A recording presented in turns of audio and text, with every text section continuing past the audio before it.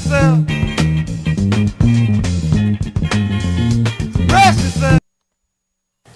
Traditionally, goods were purchased from brick-and-mortar stores. Face-to-face interaction with salespeople was extremely important, and there was relatively little selection. Competition was limited to stores and products available in the same immediate area as the retail store. Little to no research was done on products. Word of mouth was widely prevalent, as shown in studies conducted from 1967 to 1995. Previous studies have illustrated the significance of word of mouth for consumers' purchase decisions, such as Bone in 1995, Brown and Rennigan in 1987, Engel, Blackwell, and Karageris in 1969, and Amt in 1967. On Web 2.0, products are purchased online. Reviews from other consumers are weighted heavily in most purchasing decisions. 77% of online shoppers read customer reviews, according to studies conducted by marketing research companies such as MarketingVox and Pew Internet and American Life Project. 60% provide their own feedback, which is 30% of overall Internet users. Generally, more positive reviews than negative ones are posted. Expert reviews are widely available for most popular products. Ratings are also available for retailers, such as resellerratings.com and similar websites.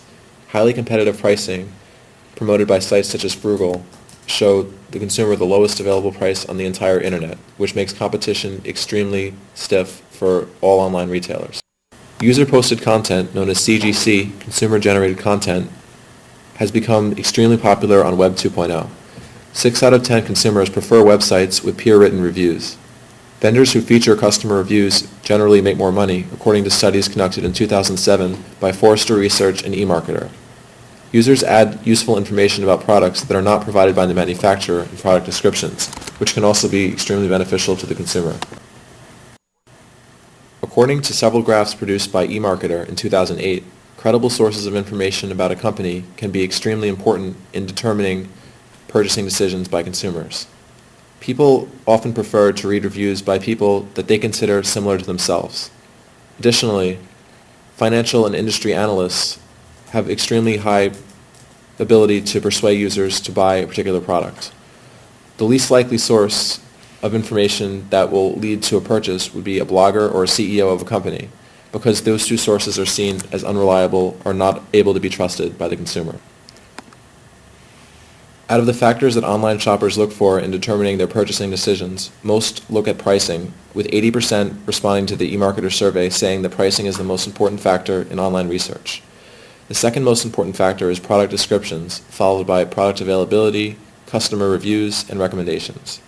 Although customer reviews was only listed as the most important piece of information by 30% of respondents, that's still an extremely high number, and it shows that customer reviews have the ability to sway people's decisions unlike ever before. Additionally, out of the number of consumers who wrote reviews, most had 4 to 7 reviews, and the second most wrote 2 to 3 reviews. So this shows that most people are reading multiple reviews for products before making their purchasing decisions. There are 3 different general types of online reviews posted by different users. The first type are user reviews posted directly on the vendor's product page. These are often filtered by the vendor, and negative reviews are often deleted. The trustworthiness of these reviews, because of the previous reasons, is questionable. Type number 2 are user reviews posted by third-party rating sites. They're generally not filtered and more trustworthy. However, it's important to check whether the site is truly independent and not biased. Often, these sites are monitored by vendors themselves, even though they have no direct control over the content, as in Type 1. Type 3 of online reviews are expert reviews posted on third-party websites. The of online reviews has also led to a number of negative impacts. Brick-and-mortar retailers have to compete with highly competitive online pricing, and just-in-time shipping from warehouses is not possible in physical stores. As a result, a constant inventory level must be maintained by retail stores, which means that more employees are needed to run the stores, to check inventory, to run the back of the warehouse, and to sell items to consumers. Big business is favored over small business, which causes damage to local economies and local businesses. Some instances of consumer reviews are being forged by vendors in order to glorify their products online. Additionally, buyers are sometimes harassed by vendors who want them to write a positive review for their products. Here are some examples of the negative effects of online reviews. In 2009, a woman was sued by her doctor in San Francisco for posting a negative review to his page on Yelp, an independent online rating site. The negative review is posted after a billing dispute between her and the doctor. Also, some seemingly independent rating sites such as merchantcircle.com actually allow business owners to delete any review they don't like. Yelp, a popular independent rating site, allows business owners to feature positive reviews at the top of their page, even if those reviews don't accurately represent most reviews. For this privilege, business owners pay $300 a month in advertising fees.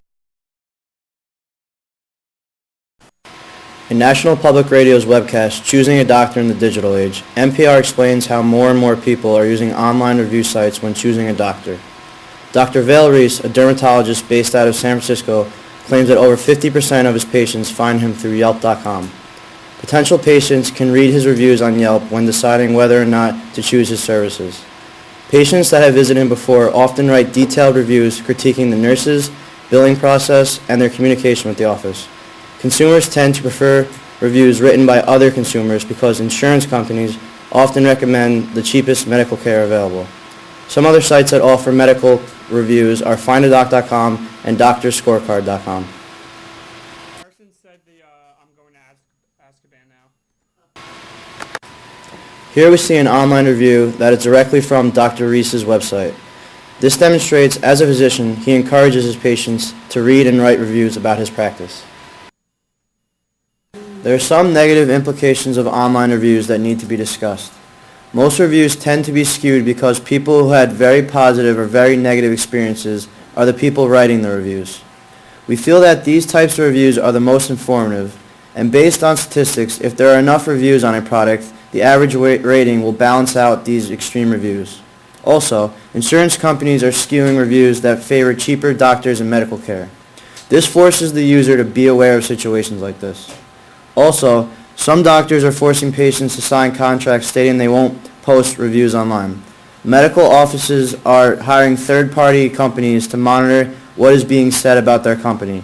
This raises the question of should online companies have regulations. In our opinion, there can always be ways to clean up online review systems to make it fair. Ultimately, it falls on the user to utilize the various sites offering customer reviews. As a group, we feel the upside of online reviews outweighs the negative aspects. People can go and find information about products and services to help them make informed decisions. These types of reviews will help customers purchase products and services of the best quality.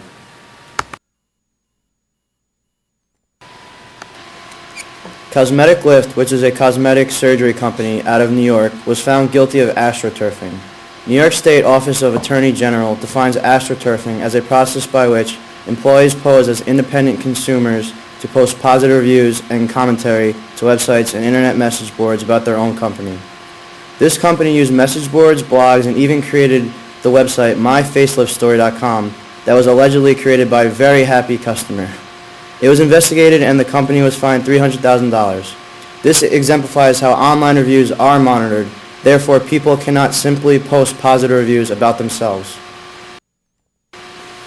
The Effect of Word of Mouth on Sales, Online Book Reviews, by Judith A. Chevalier and Dina Maslin.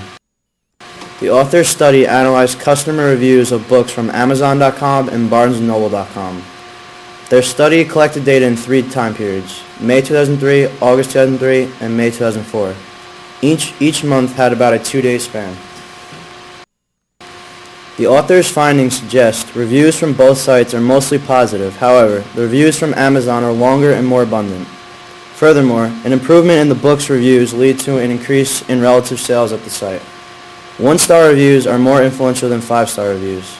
Also, evidence shows that users are indeed reading text from reviews instead of just looking at average rating. In 2008, Macor Research surveyed people about online reviews. The graph on the left suggests more than 3 out of 5 respondents reported purposely buying elsewhere after reading a negative online review of a website. The graph on the right suggests 77% of the respondents, if given the opportunity, would write a review regardless of the nature of the experience dealing with the business. Online reviews. Do consumers use them? By Patrali Chatterjee. The research suggests that buyers are less influenced by online reviews when they have used a company before. Consumers are considering buying from a less familiar seller, read and are influenced by negative reviews. Also, consumers often feel that they will encounter similar problems